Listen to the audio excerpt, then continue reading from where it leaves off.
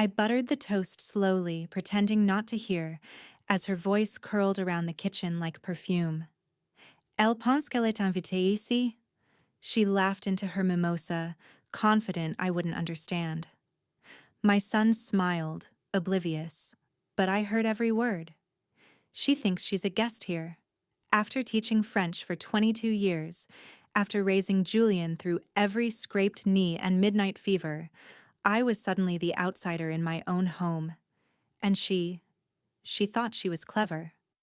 We're about to begin, but if you'd like, share where you're joining from. It reminds me this story doesn't echo into silence. It lands somewhere real.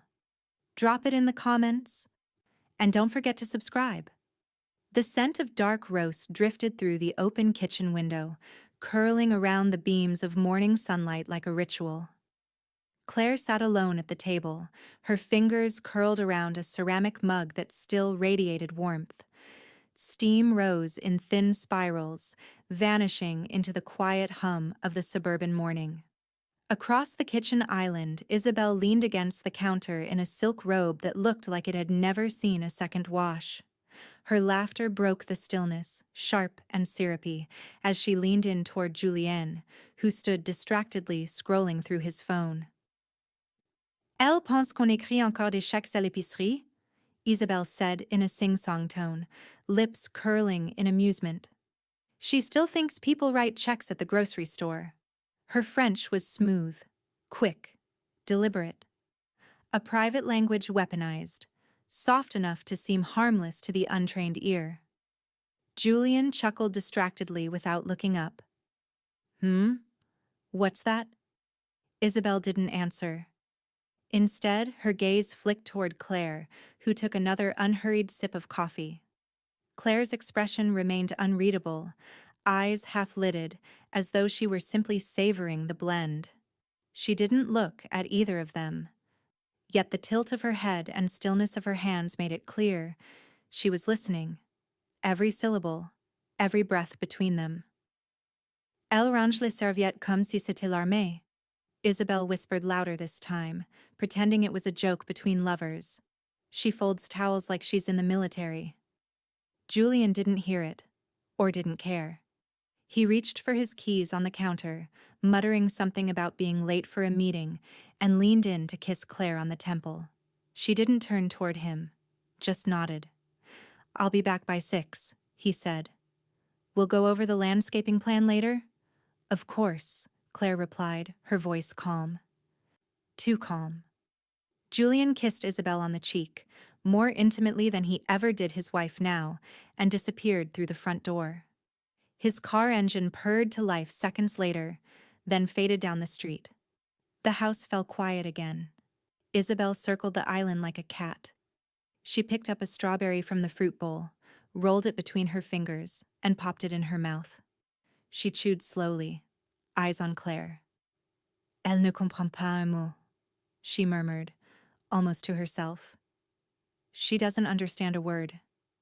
Claire finally set her mug down with a soft clink. The sound echoed in the silence. Je comprends assez, she said evenly, without raising her voice or looking up. I understand enough. Isabel froze mid-chew, a flicker of panic crossing her face before she swallowed hard. Her posture stiffened, but her smile returned a moment later, too quickly. Well, she said, switching back to English. Guess it's never too late for someone your age to pick up a language. Claire looked at her then. Really looked. The kind of gaze that searched behind the eyes, past the surface. She didn't smile, didn't flinch. Just took another sip of coffee. You assume a lot for someone who barely knows where the dishwasher goes, Claire replied, voice wrapped in velvet, edged in steel. Isabel scoffed, grabbed her phone off the counter, and turned toward the stairs. I'll be in the guest room, she said curtly. Don't knock. I wouldn't dream of it. The moment Isabel vanished upstairs, Claire finally exhaled. She picked up her mug again, fingers tightening around it just slightly. The steam had faded, the coffee lukewarm. Still, she drank. Her eyes drifted to the window, beyond the manicured backyard, beyond the rose bushes she'd pruned herself. The world outside was quiet, deceivingly perfect, like everything in this house. But beneath the polished wood floors and Martha Stewart's smiles, something was rotting. She could feel it now, coiling in her gut. And Isabel had just made the first mistake, thinking Claire was too old, too out of touch, too naive to understand what was happening under her own roof. Claire had heard everything, but she wasn't going to confront it. Not yet. The mockery had been subtle, surgical. And now she knew exactly what kind of woman she was dealing with. She stared into her half-empty mug, then set it down and slid it away.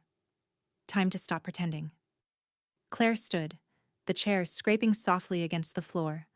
Upstairs, Isabel's phone began to ring, loud, urgent. Then a voice echoed faintly down the stairs. Isabel's voice.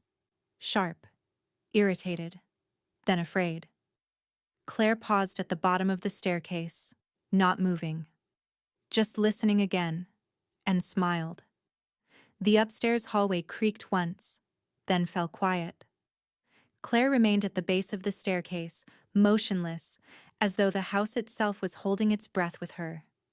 Her hands were still, but her mind was a flood. She turned slowly, walked back toward the kitchen, and placed her empty mug into the sink with care. The stainless steel clink echoed louder than expected in the silence. She didn't flinch. Her fingers hovered above the faucet for a beat, but she didn't turn it on. Instead, she leaned against the counter, staring out the window again. Her reflection hovered faintly in the glass. Faint lines at her brow, silver threaded into her hair, but eyes still sharp, still awake. French.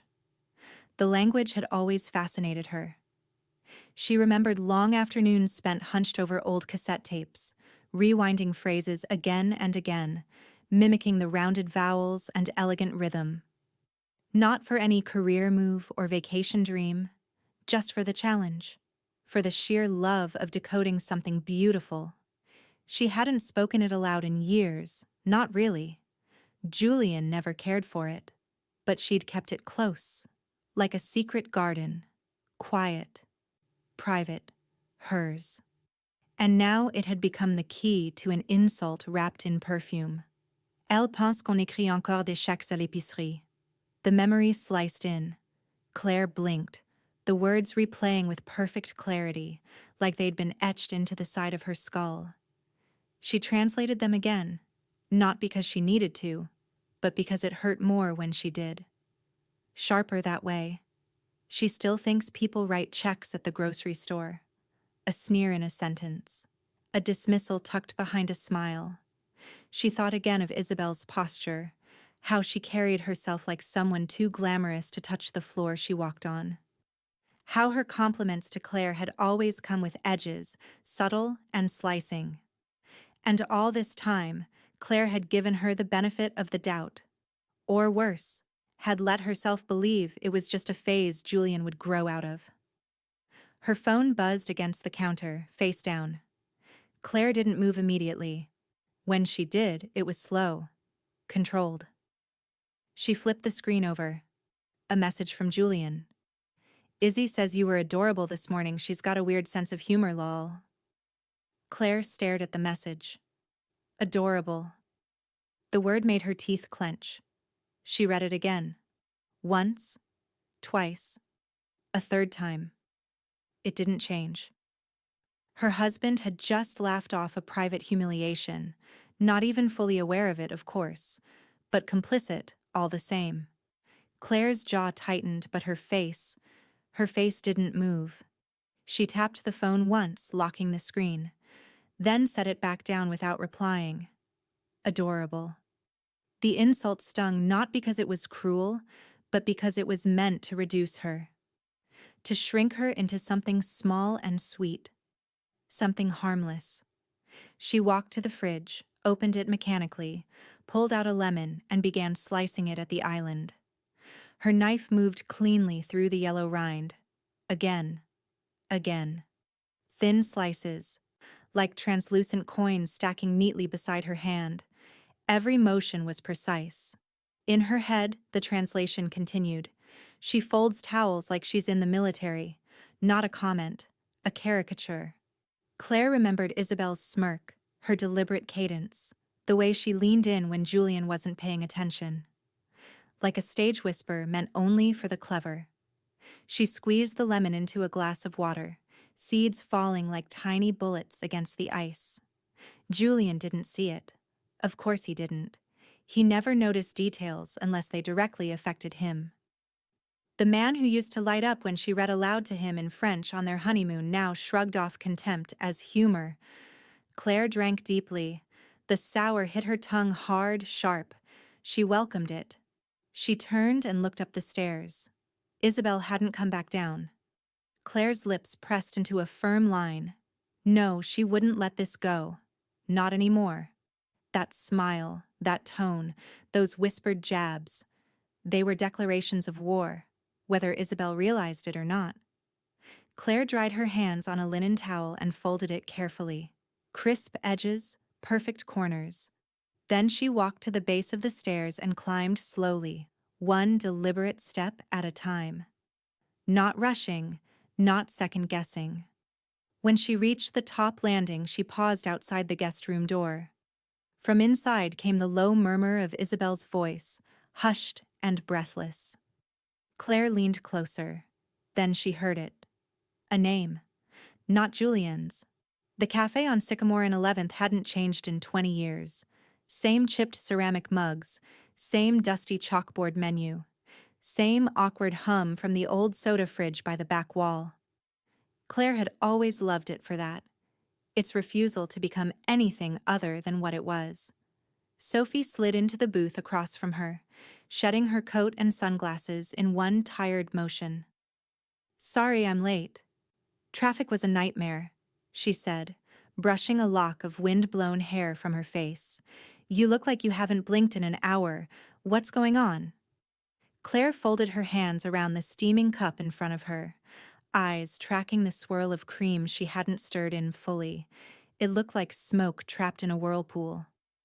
"She called me adorable," Claire said quietly. Sophie raised a brow. "Isabel?" Claire nodded once. "Was it actually sweet, or the kind of sweet that makes your skin itch?" "The latter," Claire said. "Julian texted it to me, laughing, said her sense of humor was weird." Sophie's lips twisted. God. He would. Claire finally looked up. Her voice was steady, but something behind her eyes had shifted, hardened. "I heard her on the stairs.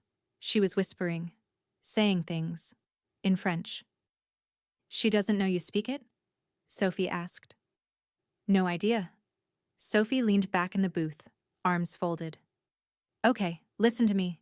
You've always been the dignified one, the bigger person. But this is different." Claire tilted her head, waiting. "She's not just crossing a line," Sophie said.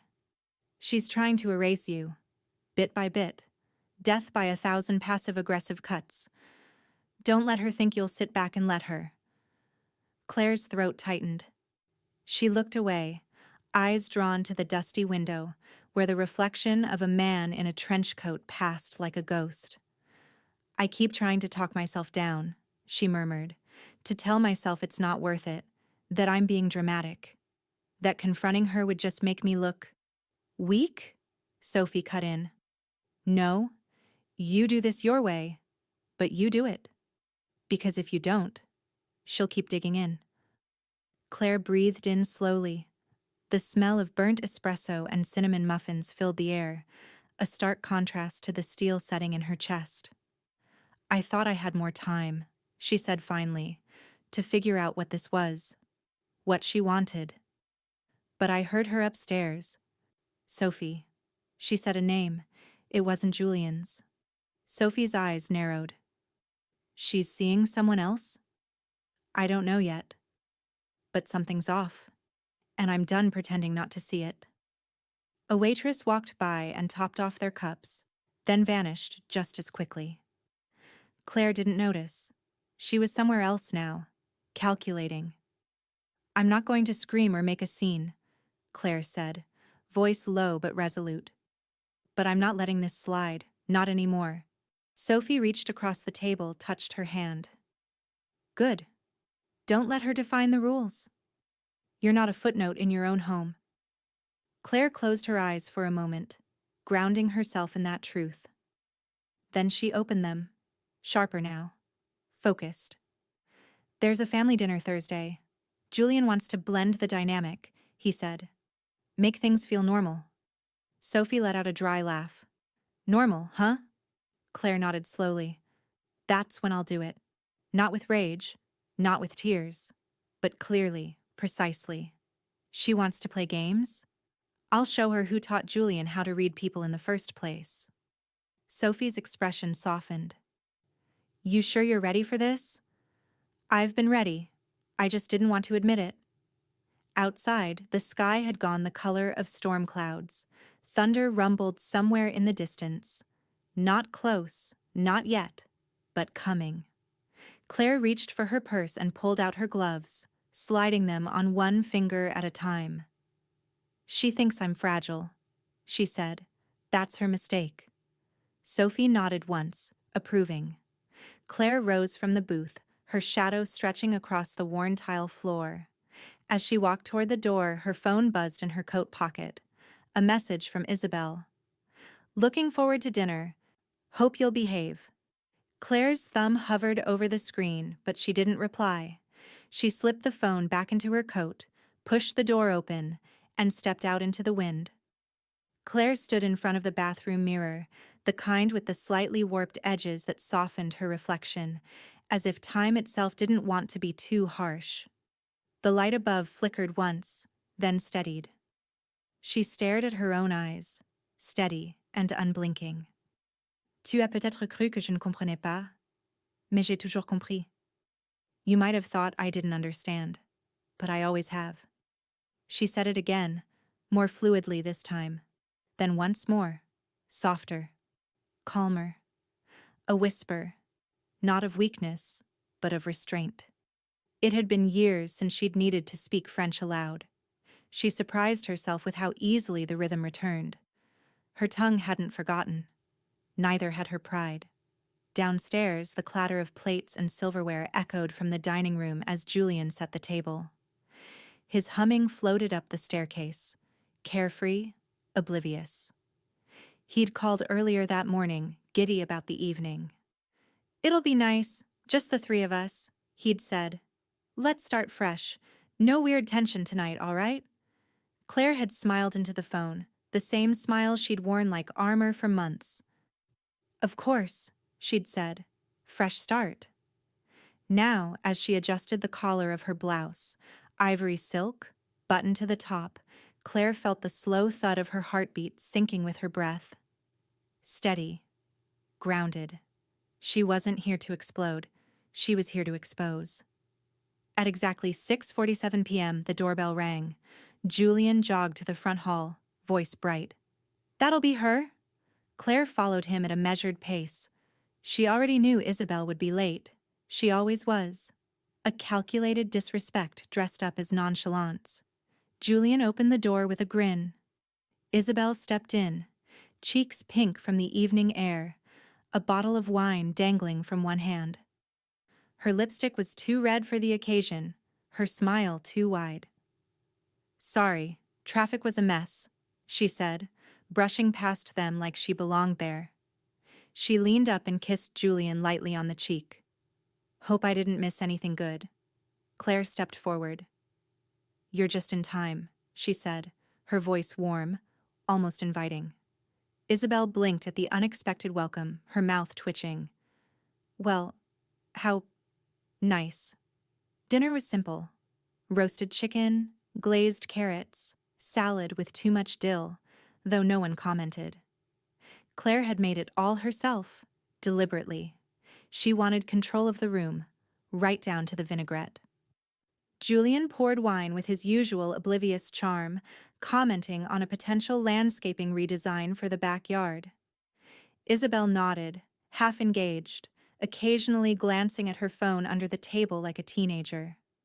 Claire watched her.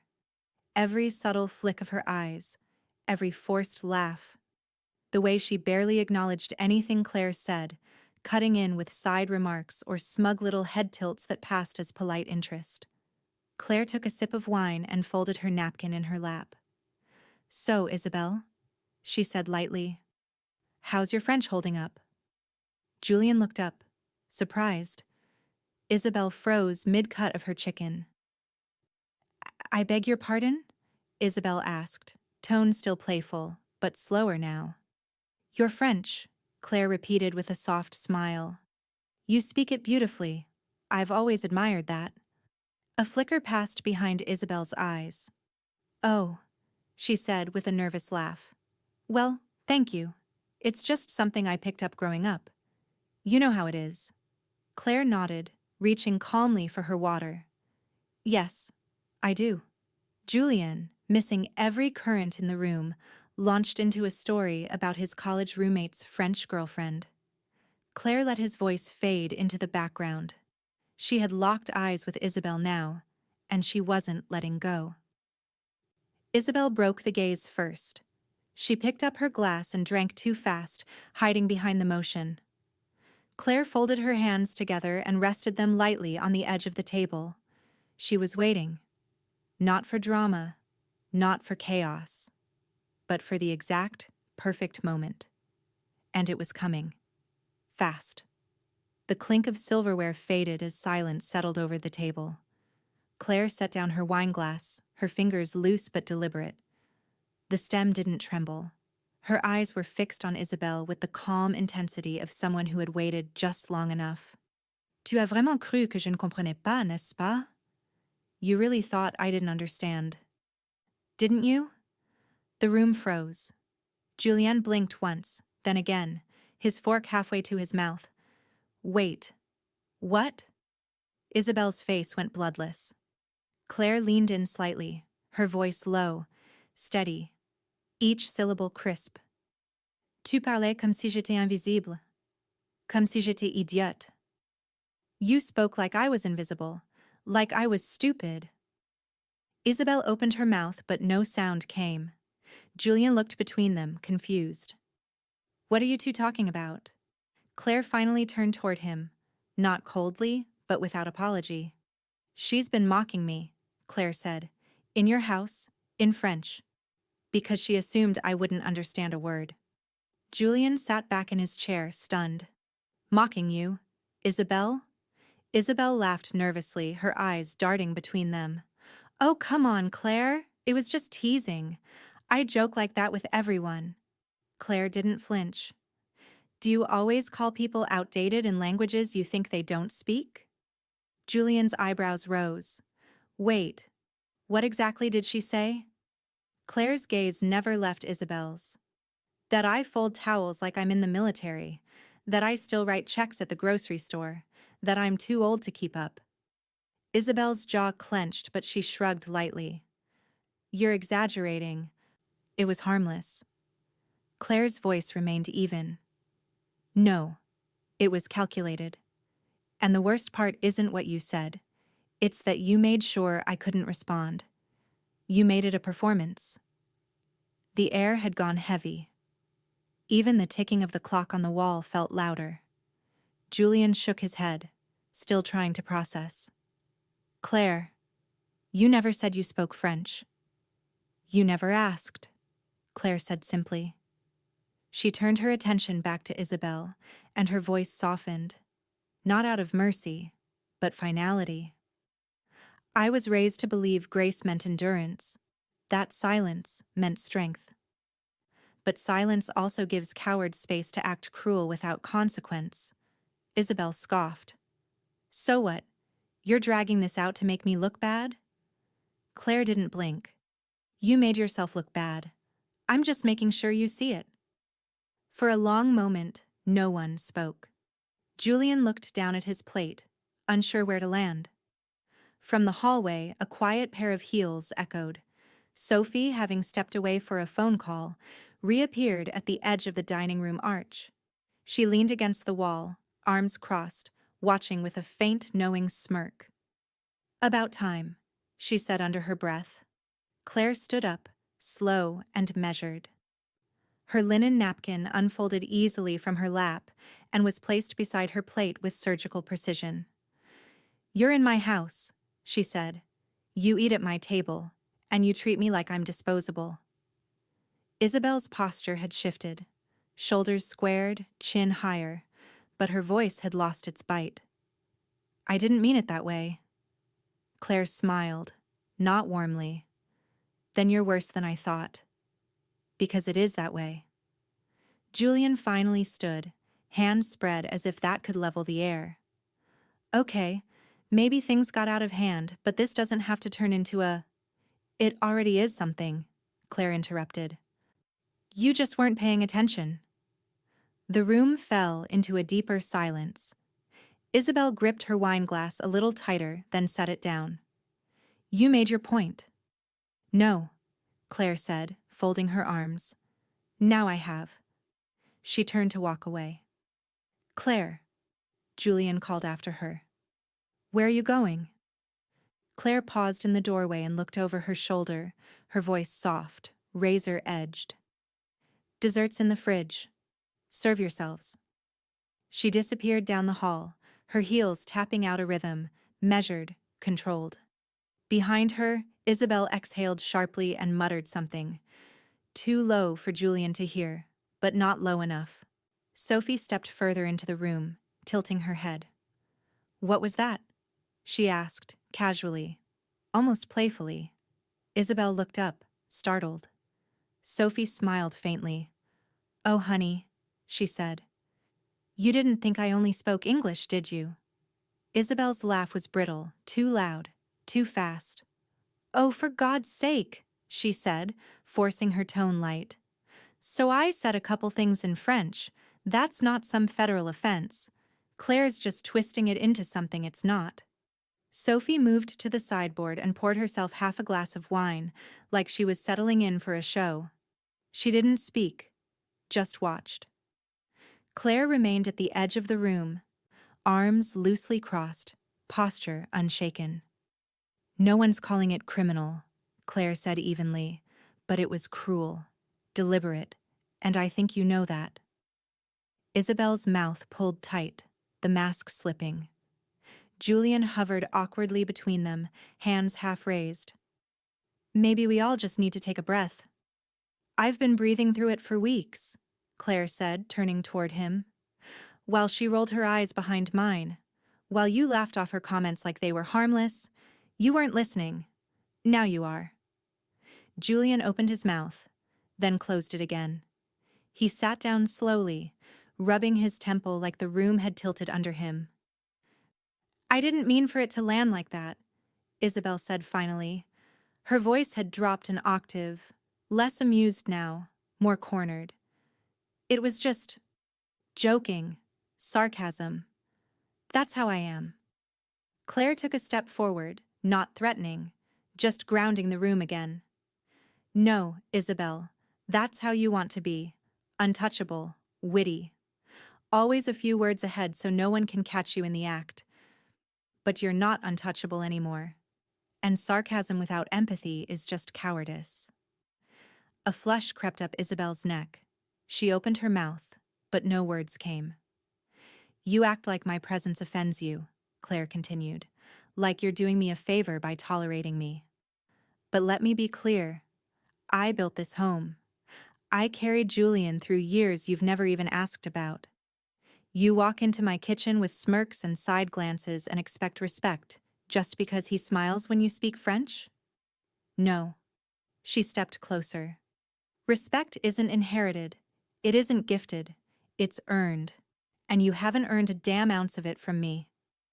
Isabel's shoulders tensed. Her hands gripped the back of her chair so tightly the skin around her knuckles blanched. "I've tried to be polite," she said through clenched teeth. "To blend in. I didn't ask to be the villain here." Sophie set her glass down. "You didn't have to ask," she said. "You earned that too." Isabel whirled toward her. "Oh, so you're taking sides now?" "I'm not taking sides," Sophie replied. I'm just not blind. Julian looked up, the fog in his expression thickening. Claire, I had no idea this was happening. Claire didn't soften. You didn't want to know. He flinched, subtle but real. I thought things were fine, he mumbled. They were fine, Claire said. Until you moved in a woman who thought my silence meant I was small. Isabel's lips parted like she was about to fire back, but nothing came. The confidence had drained from her face, replaced with something unfamiliar. Doubt. Claire took one last look at the table, the untouched dessert plates, the bottle of wine sweating at the neck, the roasted chicken grown cold. Then she looked back at Isabel. You had the chance to be decent. You chose clever instead. But clever doesn't last. The words hung there. Julian rose slowly, unsure of where to stand or who to support. Isabel swallowed hard. Her voice, when it came, was low and uneven. So what happens now? Claire's response came without pause. Now? She said. You stay in my house, and realize it's not yours. Isabel's eyes flicked toward Julian, searching for something. Defense, validation, maybe rescue. But he stayed quiet. Claire turned toward the staircase without another word. Behind her, the silence stretched. Then Isabel spoke, barely audible. She's going to ruin this. Claire paused at the base of the stairs but didn't turn around. Sophie did. No, she said quietly. She's saving it. Claire ascended the stairs with deliberate calm, not rushing, not looking back. Her heels clicked against each step like punctuation. Measured. Final. Downstairs, the quiet broke. Claire, wait. Julian's voice rose behind her, desperate but not commanding. She didn't respond. She simply reached the landing and disappeared into the master bedroom, leaving the rest of them below in a thick, uncomfortable silence. Julian turned back to the dining room, rubbing the back of his neck like it would wipe away the tension. His eyes landed on Sophie, still standing by the archway, arms folded. Can you help me understand what just happened? He asked. Sophie raised her glass and sipped slowly, then said, Claire finally said what she's been biting back for months. That's what happened. Julian let out a long exhale, running both hands through his hair. It just feels like she blew everything out of proportion. Sophie's brow lifted. She didn't raise her voice. She didn't throw a plate. She didn't storm out.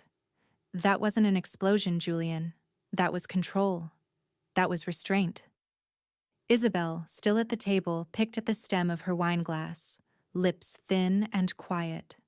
For once, no snide remark. Just silence, like she was calculating and coming up short. Julian turned to her next, lowering his voice. I don't even know what to say. Did you really say all those things? Isabel shrugged, still not meeting his gaze. It wasn't meant to hurt her. I was just joking. Sophie cut in before Julian could respond. It wasn't a joke, it was arrogance. Mocking someone in a language you assume they don't understand? That's not edgy. That's cruel. Julian looked between them, his girlfriend, visibly shaken but unapologetic, and his oldest friend, now the quiet judge of the room. His expression twisted with frustration. She's just been so on edge lately. I thought it was about me. I didn't realize. He paused, then shook his head. I didn't know she spoke French. Sophie's stare sharpened. Why would she need to tell you? She's been living in that house, playing host to a woman who disrespects her daily, and you didn't notice a thing. Julian opened his mouth, but again, nothing came out. Upstairs, Claire stood in the doorway of her closet, hands resting on the top shelf of a cedar chest she hadn't opened in years. She wasn't crying. She wasn't angry. She was emptying the air from her lungs slowly, letting the tension fall away. Downstairs, she heard footsteps. Julian again. He knocked lightly on the bedroom door. "Claire," he said, "can we talk?" She turned but didn't open the door. "Talk?" she said. "Now that it's finally inconvenient not to?" A beat of silence. "I just want to fix it," he said through the door. "I want it to feel normal again." She smiled, small and tired. "You keep calling it normal. But that's what this was. You just didn't see it." Julian exhaled. "What do you want me to do?" Claire stepped closer to the door, her tone steady. "Nothing. I'm not asking for anything. I've said what needed to be said. What comes next? That's on her." A pause. "I just don't want to lose you," he said quietly. "You're not losing me," Claire replied. "She's losing the illusion." Julian didn't respond. Eventually, his footsteps receded. Claire walked to the vanity and sat down, resting her palms on the cool wood. The mirror reflected her exactly as she was, unmasked, undiminished. Behind her, faintly, she heard Sophie's voice drifting up the stairs. "Let her figure it out," Sophie was saying. "Claire doesn't need to punish her. The silence will." Downstairs, Isabel stood in the kitchen now, alone. She looked around like the walls had shifted positions. Her eyes landed on her purse near the door, and on the phone sitting beside it. Unlocked. A new message glowing on the screen. The contact name didn't say Julian. She snatched it up quickly, face tightening. But she didn't notice Sophie behind her, watching. The next morning, sunlight filtered through the kitchen blinds in streaks of gold, soft but indifferent. Claire stood at the sink, rinsing a ceramic dish in quiet circles, the water running warm over her hands. She didn't hum, didn't sigh. She just moved. Behind her, footsteps approached. "Claire?" Isabel's voice was tentative, an awkward softness too forced to feel sincere. Claire didn't turn. She dried the plate with a towel, set it on the rack, and reached for another. "I wanted to say—" Isabel hesitated, then pushed forward. "I'm sorry. For last night. For what I said. Or how it came out. I didn't mean for it to be—" "Cruel?" Claire offered, still not turning. "Deliberate?" Isabel's silence stretched too long. Claire shut off the water, folded the towel neatly, and finally faced her. "Apology accepted," she said politely. Isabel blinked. "That's it? That's all?" Claire walked past her, calm as glass, heading toward the breakfast table. She didn't look back. Isabel followed. "I just thought, maybe we could talk more. Work through it." Claire sat down and flipped open the newspaper. "I appreciate the gesture," she said, eyes scanning the page. "But I have nothing to work through. I've said what I needed to say." Isabel stood for a beat, expecting something more. A crack. A sign Claire was still emotionally tangled in the aftermath. But there was nothing. Just the quiet rustle of newsprint and the faint ticking of the wall clock. "You're really not going to say anything else?" Isabel asked, a hint of incredulity creeping in. Claire folded the paper once and met her gaze with cool clarity. "What more is there? You made choices." I responded. "That's not a negotiation." Isabel's lips parted like she wanted to argue, but the words didn't come. Not ones that would land. Not ones that would matter. She turned away instead, mumbling something Claire didn't catch. The house was still. A moment later, Julian entered, eyes a little puffy from sleep, hair tousled.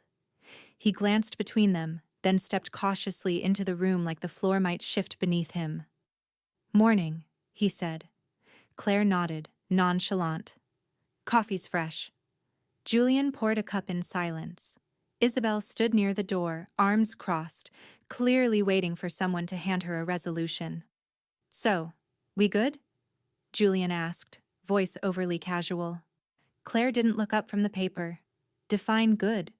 Julian exhaled and sat down across from her, I just mean, can we move past it now?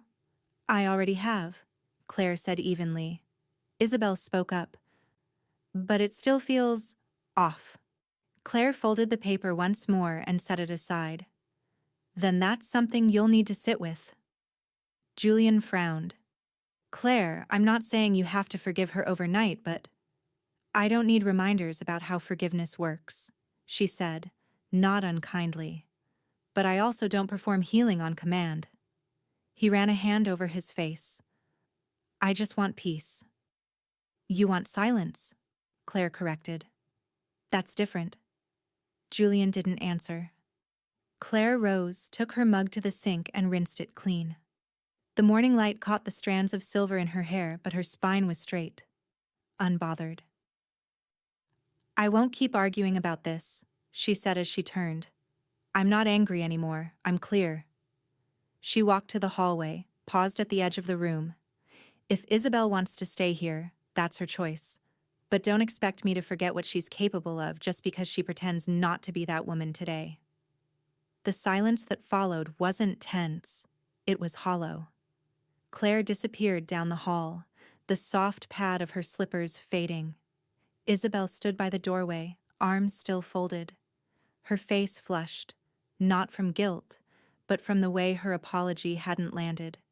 She'd expected a breakdown, a tearful hug. Something that made her feel forgiven without actually being forgiven. Sophie, already seated on the sunroom couch with a book and coffee, looked up as Claire passed. You okay? She asked softly. Claire nodded. Better than I've been in a long time. Sophie smiled to herself. Back in the kitchen, Isabel stared at the spot where Claire had stood, then picked up her phone. Another message. Same contact. Call me when you're alone. She glanced toward the hallway, then quietly slipped out the back door. The door creaked open. Isabel stepped into the sunroom, blinking against the soft golden light. In her right hand, clenched tightly, was a small envelope, white, creased, smudged at the corners from how long she must have held it before working up the nerve. Claire didn't speak, didn't sit. She stood with her arms relaxed at her sides, still and calm, like a statue someone had dared to move. I wrote it down, Isabel said. Her voice was hoarse, too rehearsed. What I wanted to say. I figured maybe it would come out better this way. She held the envelope out, but Claire didn't move to take it. I don't need an apology in writing, Claire said. Isabel shifted her weight. It's not just an apology. It's everything I haven't said. About how I acted. About how I judged you. I was wrong, Claire. Still, Claire didn't reach for the envelope. I'm not asking you to forgive me, Isabel added, voice thinner now. I just don't want this to keep hanging in the air. Claire studied her for a long, unreadable moment. Then finally, she took the envelope. Not to open it, but to set it gently on the side table beside her. I've let a lot of things hang in the air over the years, Claire said. Silences, looks, half-jokes I pretended not to hear. I'm done playing interpreter for someone else's cruelty. Isabel's eyes stung. That's not who I want to be. Then stop being her, Claire said. But don't hand me your guilt like it's a peace offering. Isabel's shoulders tensed. Her desperation flickered again, just beneath the surface. She hadn't come here to take no for an answer. She thought if she said it right, if she made herself small enough, it would undo what had already landed. Julian appeared in the doorway watching them. He cleared his throat softly. Claire, he said carefully, if this is about moving forward, maybe you could both take a break. Talk. Start fresh? Claire looked at him the way you look at someone who keeps checking a broken compass. I'm not the one who needs a reset. Julian looked between them, then nodded, reluctantly. Isabel sat down slowly on the edge of the couch, like someone expecting to be invited closer but wasn't. She gestured vaguely toward the envelope. You don't have to read it now. Or ever. I just didn't want you to think I'm ignoring this. I don't, Claire said. But I also don't think you came back here because you suddenly changed.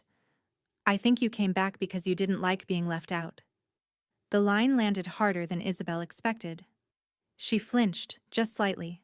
Sophie entered from the side hallway with 2 mugs in her hands, catching the tail end of the exchange.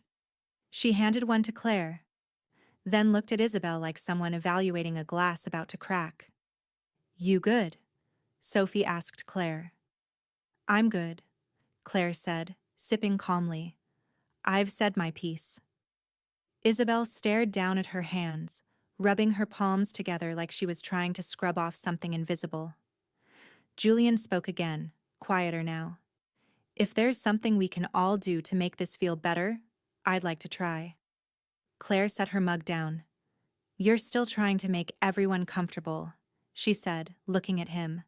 But comfort and growth don't always come together. Julian didn't argue. He looked tired. Really tired. Isabel stood again. Awkward in her own skin. I don't know what else to do, she admitted. Claire raised her eyebrows. That's the first honest thing you've said to me. Sophie cracked the smallest smile. Claire turned toward the sunroom door, reaching for the handle. Claire, Isabel said again. Claire stopped. You said your part, she replied. Now sit with it. She opened the door and stepped out onto the porch, the screen clapping shut behind her. Sophie waited until Isabel looked up again, wide-eyed, uncertain. You thought she'd yell? Sophie said.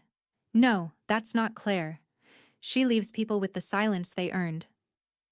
Inside the sunroom, Isabel stood alone. She looked down at the envelope still resting on the table. Then, quietly, she reached for her phone. Another message. Same contact. She didn't fall for it. I need another option.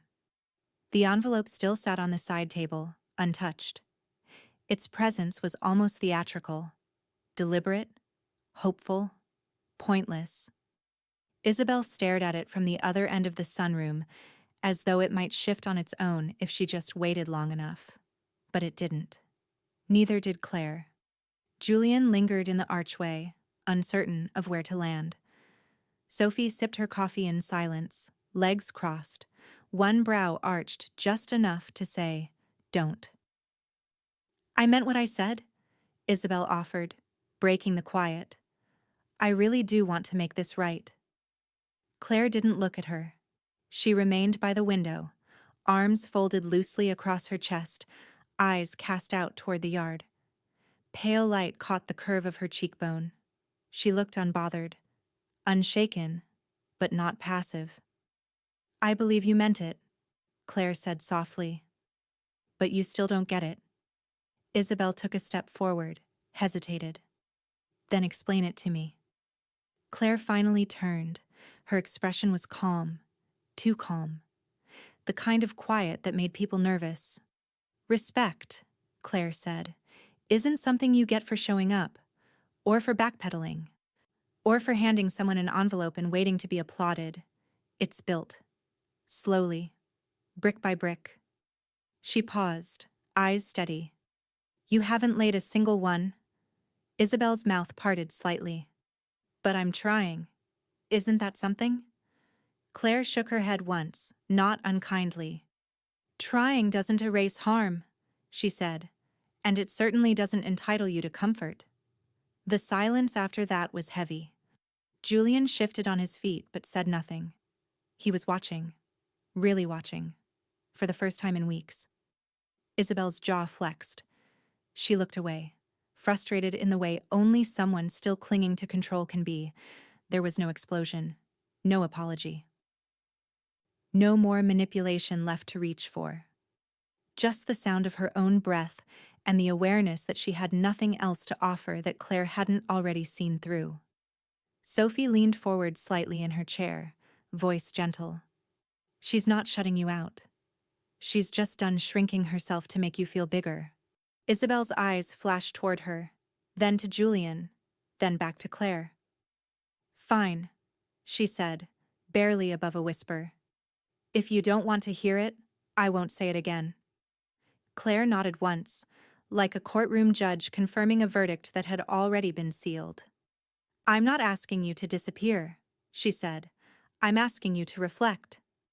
Isabel opened her mouth again, maybe to argue, maybe to cry, but found nothing there. Her shoulders slumped slightly as she turned toward the door. One last glance toward Julian. One last flicker of hope that he might intervene. He didn't. Isabel left the room with slow steps and no words. Her exit not dramatic, just hollow. The envelope remained behind her, still unopened, still unnecessary. When she was gone, Julian exhaled like he'd been underwater the whole time. Claire turned back to the window. I used to think staying silent made me strong, she murmured. Julian stepped closer, unsure whether to reach for her or not. And now? Now I know better, she said. Strength is saying it out loud, even when no one wants to hear it. Sophie gave a slow nod. You handled that with grace. Claire didn't smile. Not yet, but her shoulders loosened just slightly. I'm not proud of the silence I kept, she said. But I'm proud of what I chose not to break for her sake. Julian looked at her again. Really looked. There was something in his expression now that hadn't been there for weeks. Not guilt, not confusion, admiration.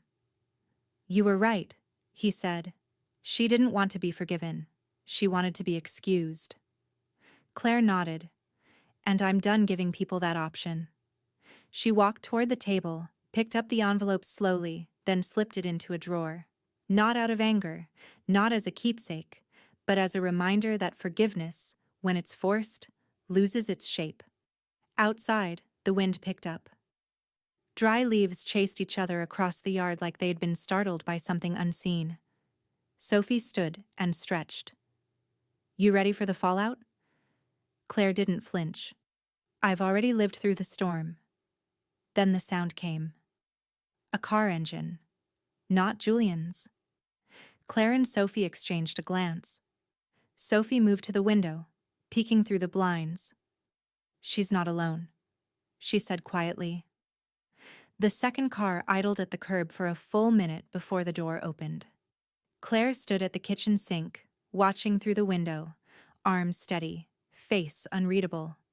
Isabel stepped out first. Behind her came a man Claire didn't recognize. Early 30s, pressed slacks, sharp haircut carrying a black leather folio. Not a boyfriend, not family. A professional. Claire tilted her head slightly, curiosity flickering, but no anxiety followed. She dried her hands, turned from the window. She wasn't going to answer the door. Sophie leaned against the counter behind her, holding a peeled apple like a cocktail glass. What do you think that is? Legal? Financial? Claire poured a glass of iced water. Doesn't matter. The knock came, sharp and deliberate. Then again, louder. Claire took a slow sip and walked toward the hallway. Calm, quiet, not hurrying. At the front door, she paused. Glanced through the side light. Isabel stood with her arms crossed, chin lifted, lips tight. Claire didn't open it. Another knock. Julian's voice carried faintly from upstairs. Want me to? No, Claire said simply. Let it ring. The third knock was shorter. Then silence. Eventually footsteps. The car door shut. The engine started. The tension left with them. Claire returned to the kitchen, where Sophie now sliced the apple with unnecessary flair. Well, she said, that was anticlimactic. Claire nodded, setting her water down. That was closure trying to make a scene. They spent the next hour in the sunroom, surrounded by soft golden light and the smell of rosemary from the potted herb rack by the window. Sophie read aloud from a novel neither of them was particularly interested in, but the rhythm of her voice was enough. Outside, the leaves kept falling. Julian joined them just before 4, slouched slightly in the doorway, hands in his pockets. She's gone, he said. Claire looked up. Good. He lingered, uncertain. She brought someone. Some kind of advisor. PR maybe. Said she wanted to formally resolve the tension. Like it was a contract. Sophie snorted. Sounds about right. Claire didn't react. I'm not a press release. Julian stepped into the room but didn't sit. I don't know how to fix this. Claire met his eyes. You don't have to. He blinked. I don't? You didn't break it, she said. But you let it rot. And now you're watching the cleanup from the porch. Julian dropped his gaze. Claire stood and walked to the far window where the late sun was already dipping behind the trees. Shadows stretched across the grass like they were trying to hold on to something already leaving. I used to think being silent was about strength, she said, but it was really about fear, of being called bitter, or dramatic, or impossible. You're none of those things, Julian said quietly. I know, Claire replied. Sophie smiled behind her mug. Julian sighed. I thought keeping the peace meant letting things slide, that it was easier to keep everyone happy. It is easier, Claire said, turning back to face him. It's just not honest. He nodded slowly. Then, do you regret any of it? Claire looked around the sunroom. The stillness of it, the softness, the slanting light, and shook her head. I regret not doing it sooner, she said. But regret and peace aren't the same thing. And now? Julian asked. Now, Claire said, I don't need to be liked. I need to be respected. And that doesn't come with silence. Julian looked like he might cry or speak or leave, but he did none of those things. He simply stood still, like someone finally realizing they'd been trying to hold water with open hands. Claire walked past him toward the back of the house, where the porch light was beginning to flicker on. She opened the door and stepped outside, letting the chill settle against her arms. Sophie appeared beside her a moment later. You okay? She asked. Claire nodded. I'm better. They stood there together, the quiet, unbothered now. No performance left. No performance needed.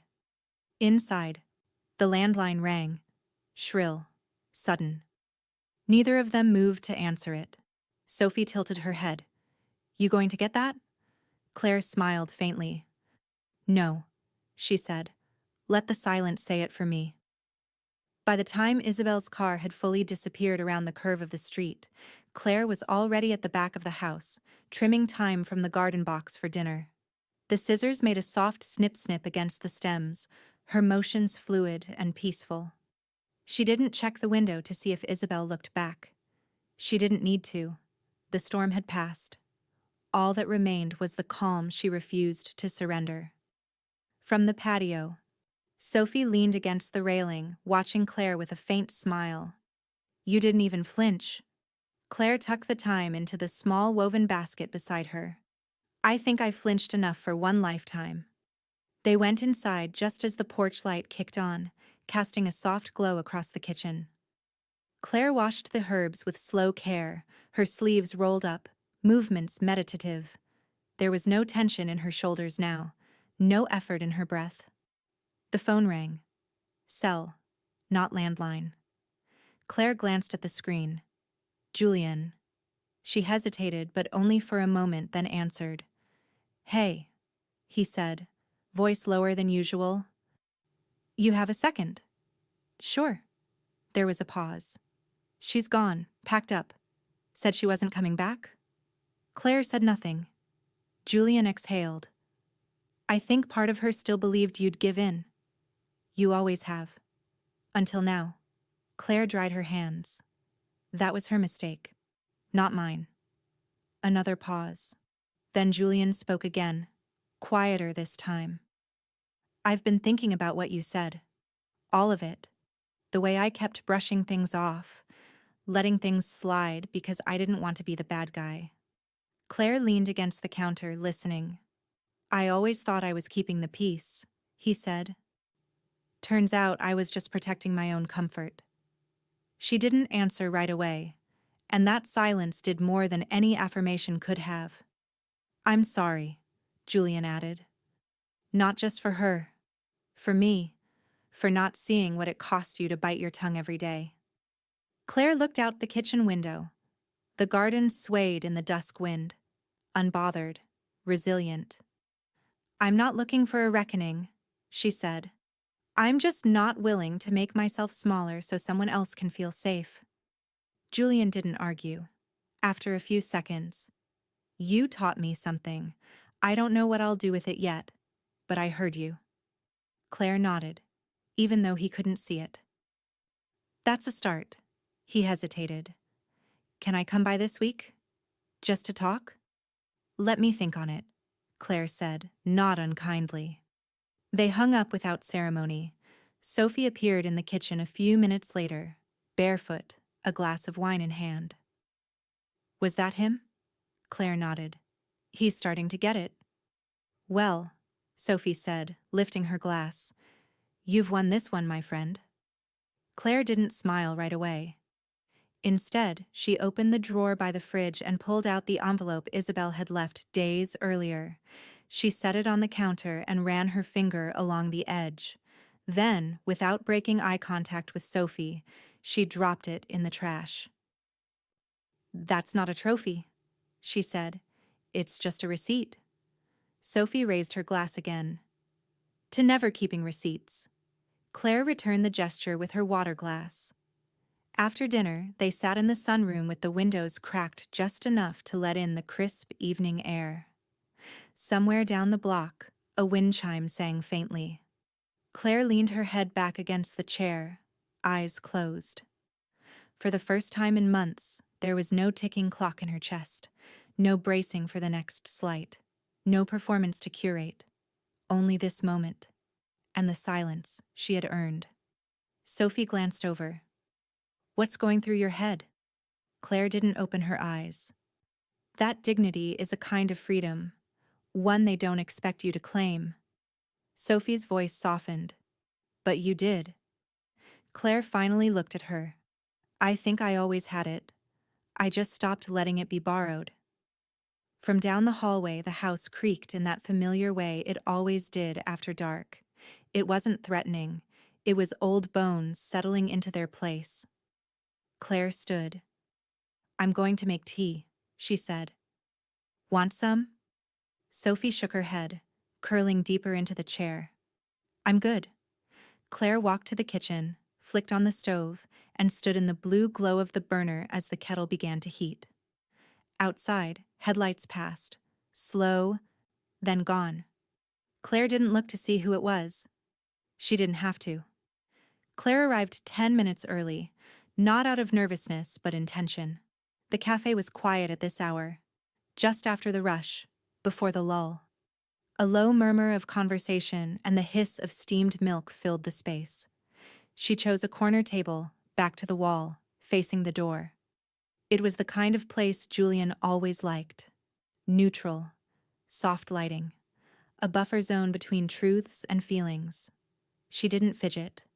She sipped her chamomile and let the calm settle around her. Julian showed up right on time, hair damp from a recent shower, hands stuffed into the pockets of his navy peacoat. He spotted her instantly and gave a small wave before making his way over. Hey, he said. Claire nodded. Hey. He sat across from her, studying her face like it held a compass. I wasn't sure you'd come. I said I'd think about it, Claire said, sipping her tea. I thought about it. Julian smiled faintly. Fair. The silence between them wasn't heavy, it was expectant. Claire waited. Julian understood. She left, he said finally. Back to Boston. Said she needed space. I didn't stop her. Claire's brow lifted slightly. That's new. Julian let out a breath. I think I was scared of silence for a long time. The kind that settles in when there's no one left to distract you. But turns out it's not the silence that's hard. It's the truth that shows up when it gets quiet. Claire said nothing, just nodded for him to continue. I've been doing a lot of thinking, he said, about peacekeeping, about how I used to confuse avoiding conflict with being kind. He looked up, met her eyes. You taught me the difference. Claire gave a slight tilt of her head. Took you long enough? They both smiled. Not wide, not nostalgic, just honest. I wish I'd listened sooner, he said. I wish I'd spoken up sooner, she replied. Julian leaned back. I don't know where things go from here, but I'm grateful you didn't let me stay blind to it. Claire didn't reach for reassurance. She simply held her tea in both hands, grounding herself in the warmth. I wasn't waiting for gratitude, she said, or forgiveness. I just needed the truth out where it could breathe. Julian nodded, then looked down at his coffee. It's strange, isn't it? How long we pretend comfort is the same as love. Claire's expression didn't change. It's not strange, it's cowardice. We've all worn it. Julian smiled, this time with more weight behind it. You're sharper than you used to be. I'm exactly who I've always been, Claire said. You're just finally seeing it. Before he could respond, the bell over the door jingled. Sophie walked in, scanning the cafe until her eyes found Claire. She offered a single nod before heading to the counter. Julian turned to watch her go. She always backed you. Claire finished her tea. She didn't back me. She saw me. That's different. They sat in quiet again, but it wasn't tense, just full. Sophie returned with a coffee in one hand and a pastry in the other, sliding into the chair beside Claire like she belonged there, which she did. Julian stood, glancing at the time. I should let you two catch up. Claire didn't stop him. He turned before walking out, pausing for one last look. Thank you, he said, for not making me feel smaller while showing me the truth. Claire's voice was quiet, firm. I wasn't trying to hurt you. Just stop letting myself be hurt. He nodded and left. When he was gone, Sophie unwrapped her croissant. He's trying. Claire gave a small shrug. Let him. Sophie leaned in. But you? You're done. Claire didn't smile. She just exhaled. Yes. And I'm not sorry. They sat for a few moments, sipping and savoring the stillness. Then Sophie reached into her tote bag and pulled out a small envelope. Claire blinked. What's that? It came to the house this morning. Handwritten. No return address. I didn't recognize it until I saw the handwriting. She passed it across the table. It's from her. Claire looked at the envelope, the sharpness of the cursive on the front. Her name, written with care. Claire Alden. No pretense. No flattery. She didn't open it. Instead, she folded it in half and slipped it into her purse without a word. You're not curious? Sophie asked. I already know what it says, Claire replied. She's sorry. She wants to be understood. She regrets how it all unfolded. And? I don't need her guilt gift-wrapped. I just needed her gone. Sophie raised her mug. To freedom. Claire clinked her glass of water against it. Outside the cafe, across the street, a black car idled too long at the curb. Claire glanced at it once, then looked away. The house was quieter now, but not the kind of quiet Claire used to brace for. It was soft, willing. The kind that stretched into the corners, humming beneath the sound of a breeze slipping through the open kitchen window. She stood at the counter, chopping leeks for soup. The radio played something gentle in the background. Just strings. No words. Outside, the herb garden had begun to fade with the season, but the rosemary still stood proud. There was no rush, no pressure. Just her hands. The rhythm of the knife. And the weightless quiet she had fought to reclaim. A knock at the back door. 2 short, 1 long. Julian. Claire wiped her hands on a dish towel and opened it. He stood with a bouquet of fresh eucalyptus and lilies in one hand, the other shoved in his jacket pocket. I wasn't sure what to bring, he said, but these felt clean. Claire stepped aside to let him in. They'll do. He handed them over and she took them to the sink without ceremony, snipping the stems as the kettle began to hiss behind her. Julian sat at the table watching her move like the house belonged to her in a way it never had before. Not just a place she kept tidy, but a place she owned, with her spine, her presence, her silence. I've been meaning to tell you, he said. You were right. About everything. Claire raised an eyebrow but didn't stop arranging the flowers. I used to think strength was about holding everything together, he continued, but you showed me it's also about knowing when to let go. She placed the vase on the windowsill and turned. It's not easy, she said. No, Julian agreed. But you made it look like it was. A voice echoed down the hallway. That's because she's better than both of us. Sophie entered from the hallway, barefoot and smug, a mug in one hand and her phone in the other. Julian laughed lightly. I should have known you were here. She's always here, Claire said. She sticks. Sophie lifted her mug in salute. Damn right. They settled into the kitchen like puzzle pieces. Familiar. Easy. Claire ladled the soup into bowls. Sophie sliced bread. Julian poured water. No one asked permission. No one tiptoed. Halfway through the meal, Julian reached into his coat pocket and pulled out a small folded note. It's not from her, he said quickly, seeing Claire's glance. It's from the shelter, the one you sent the donation to. Claire unfolded it. The handwriting was neat. Careful.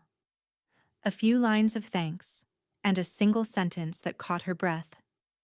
Your gift reminded us that dignity can start with a door that opens when the world says no. She read it twice, then folded it and tucked it beneath the edge of the napkin on her lap. She didn't need to speak. They saw it in her eyes. Sophie reached across the table, brushing her fingers over Claire's wrist. You didn't just protect yourself, she said. You created space for others to do the same. Julian nodded. You didn't lose anything. You walked out with more than you came in with. Claire let the warmth of that truth settle in her chest. She looked out the window. The wind had picked up, and the leaves were tumbling in small spirals across the lawn, like they were dancing for no one in particular. After lunch, Sophie wandered back to the sunroom with a novel tucked under her arm. Julian helped clear the table, rinsing dishes in quiet reverence. When he finished, he turned to Claire. You've changed, he said. Claire dried her hands. I've returned. Julian smiled. Well, it suits you. She watched him go, the door closing behind him with a soft click. No tension, no weight, just peace. She moved to the bookshelf, pulled down a journal, and opened it to a blank page. At the top, she wrote one sentence. She mocked me. I proved her wrong. And now, I'm the one who is free. Claire set the pen down, closed the journal, and walked to the porch. The wind was cold now. Autumn had arrived, and this time she welcomed it.